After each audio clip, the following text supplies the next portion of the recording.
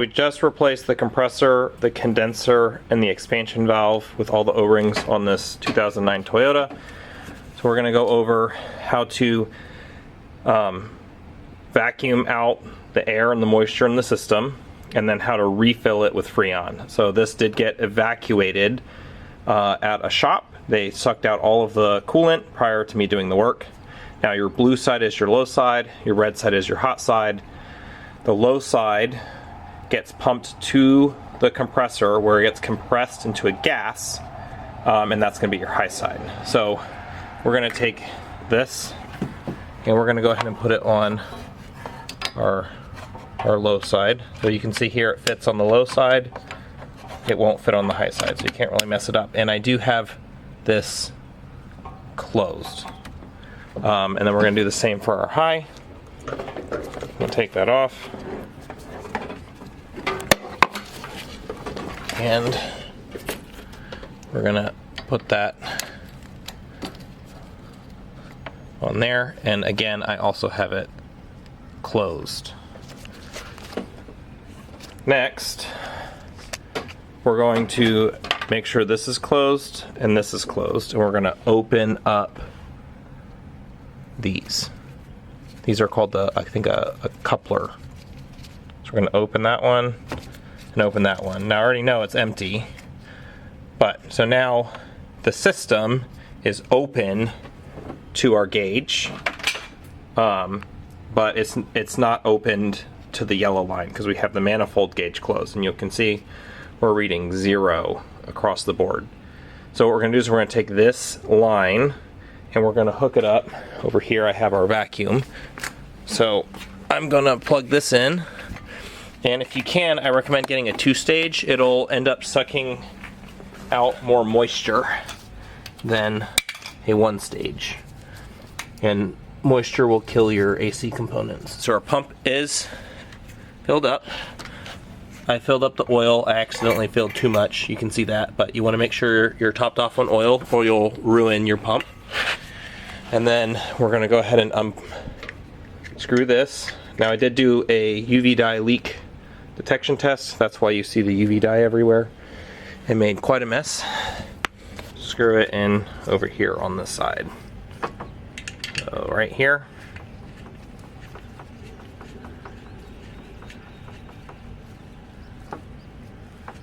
Make sure it's nice and tight. You don't need to over tight because there are seals in there. We're going to go ahead and turn it on. And your manifold gauges.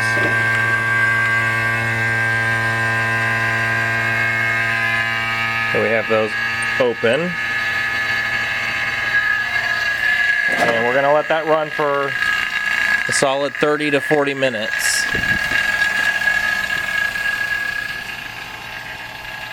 And then we're going to turn it off, and we're going to leave it for about 30 to 40 minutes to hope it holds vacuum. So after pulling a vacuum for about 40 minutes, I went ahead and closed off the manifold gauges.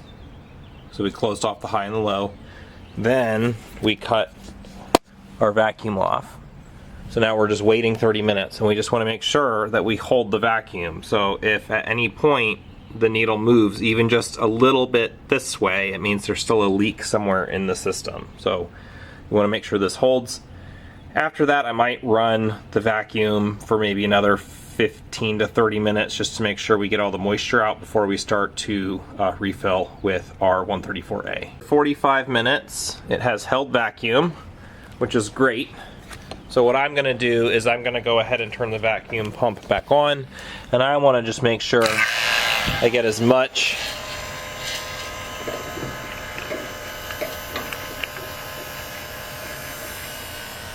of the liquid out as possible. So we're going to open up the manifold gauges again.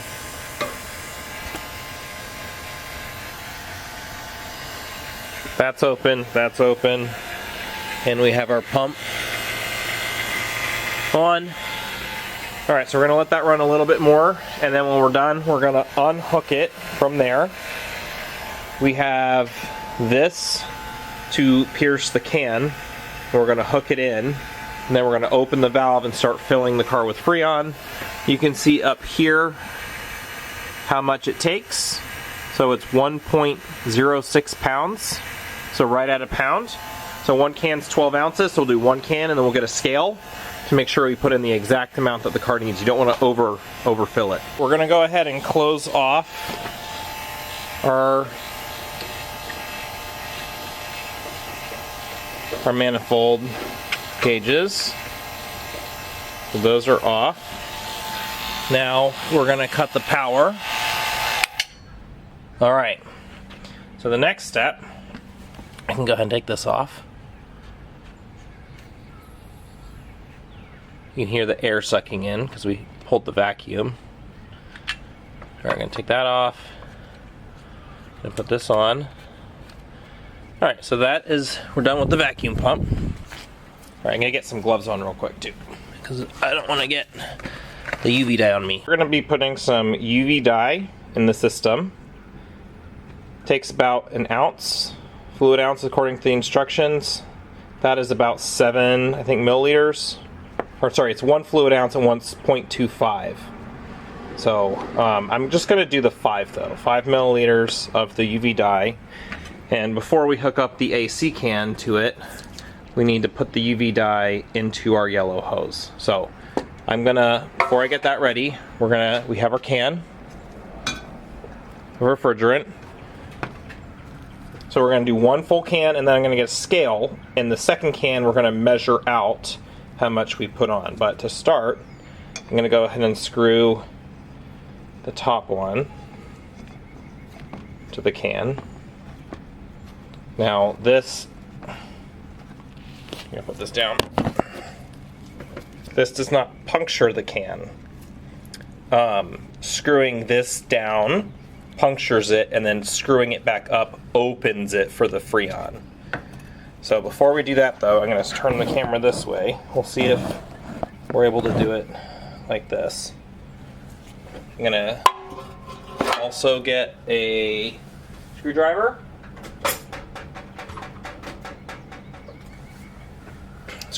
So we can, I'll show you. So this is the purge valve, and when I put the liquid in, I'm going to push that in so that it will actually go into the tube. Otherwise it won't. So I'm going to put this back down so you guys can maybe see what I'm doing. I'm going to go ahead and squirt some in very slowly. Alright, and then it fills up in the collar, and then I gotta let air out, and you'll see it drain when you do that. So you'll see the liquid, go in. Alright, so we're gonna do it again. Just gotta be patient with this step. Alright, so we have our Freon. I'm gonna go ahead and hook it up right here. Nice and tight.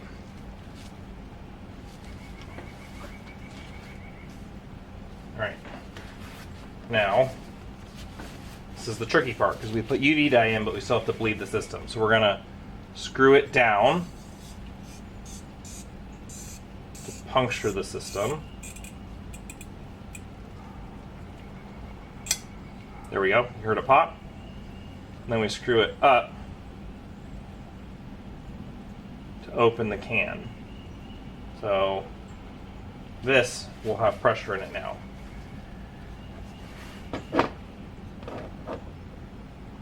So this is now filled. We're going to have to purge this, but we're going to have some UV dye come out. So you want to have something here so you don't get it everywhere. So just until you start to see some of the Freon.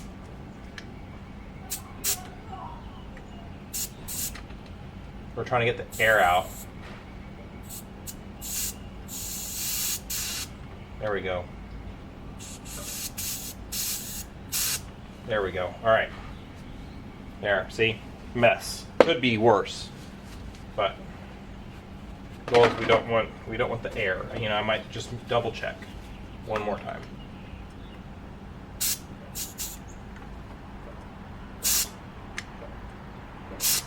All right. Woo!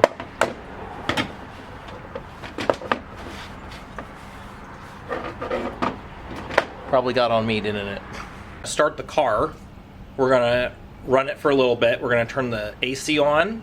We're gonna turn the blower to like, not quite high, but like 3.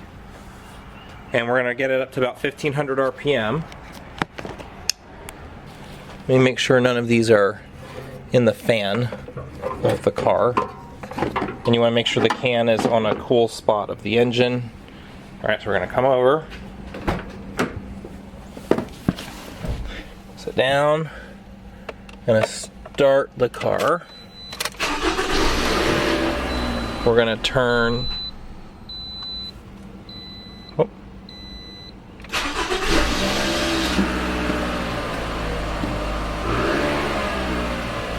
We're gonna turn the AC on, and we're gonna put it at 3.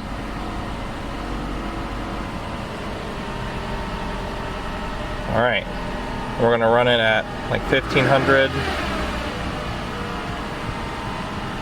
Just for a sec, is what the Toyota manual says. All right. Now, we're gonna go ahead and turn the low side on.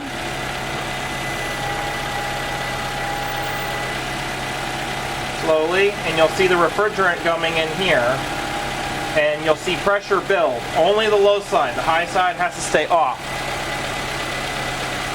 Let me show you. So now you'll see the low side pressure increasing, and then the compressor just turned on. See how it dropped? That's the compressor turning on, which is great. So we're going to keep it. We're going to keep this open. I don't want it to be too much. I don't want to flood the system.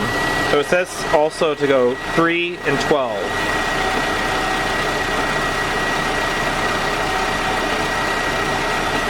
We're going to just keep doing this till the can is empty. Okay, so we're doing good. This can is empty. I don't really feel any of the liquid in it anymore. So I went and got a scale, and then I want to show you guys something too. Also, don't do this in a garage. It is like filling with fumes. Went ahead and put a thermostat, temperature gauge in here, and it just turned off. But it is nice and cold. I'm gonna turn it back on. So it was at like 49. That's about where it stayed pretty consistently. Let's hope to see if we can get it a little bit colder than that, but it's working. All right, so also according to the Chilton manual for Toyotas, when recharging you have to run it at 1500 RPM. So that was making a big difference on whether or not the compressor was kicking on to actually suck up the Freon or not. So make sure you check your car's make and model on how to recharge it, but with this Toyota it said to run it at 1500 RPM, and that's helped speed it along. We're at least 15 minutes in, and I just finished the first can, and about to do the 4 ounces of the second can. So we're gonna do that now. For second can, I turn on the scale, and I pop it down. It's reading 15.4. Of course, it's on a car, and it's shaking, but 15.4. So we can either go off of this, or I can zero it out with the can and wait till we get to -4. So we're just doing 1 pound. We did 12 ounces, so we need 4 more ounces. And this is 15.4 ounces. So this is pretty done. So what we're gonna need to do is we're gonna need to close off our low side to seal the system here. All right. We closed off our low side. Then we can open up the can. There might be a little bit of pressure that releases, but not much. Just a tiny bit, but there we go. Now we need to make sure this is all the way up. We're going to put it onto our new can. And the can will get cold when you're doing this, so you don't know that it will. Now we're going to puncture the can. I'm going to purge it again, and then we're going to fill the can, because I'm not actually sure I sealed this when I did that. Oh, there we go. Alright. Goes on too tight. Alright.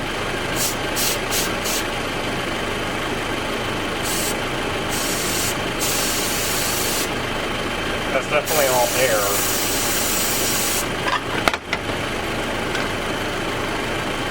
Alright. Still air coming out, so I definitely got air in the system. So we're at 0 on the scale. I don't know if you guys want to see that. We're at 0 on the scale. We're going to open this back up, and we're going to fill up to 4 ounces. So we're going to open this up to let the pressure into the system. And then you'll see down here that we're dropping. So that's how much we're filling into the system. My scale cut out on me when I was at 1.7. So it got to 2.4, and then I closed the valve here, so nothing else is coming out of the can. I do maybe want some of what's in the line to go in though, so I'm going to continue to run it and drive it for a little bit. But we are done essentially. So if we come to the car, just hover it at 1500, 1800 I mean. It's hard to get it right there. So we'll do this for like a minute. That's how you recharge a car with R134a. I know I said Freon a lot in the video. That's what it used to be. It's R134a. So if you like the video, please give it a like. Leave a comment down in the comment section if you have any questions on anything that I did. And I hope you're able to save some money by recharging car yourself. Have a good one.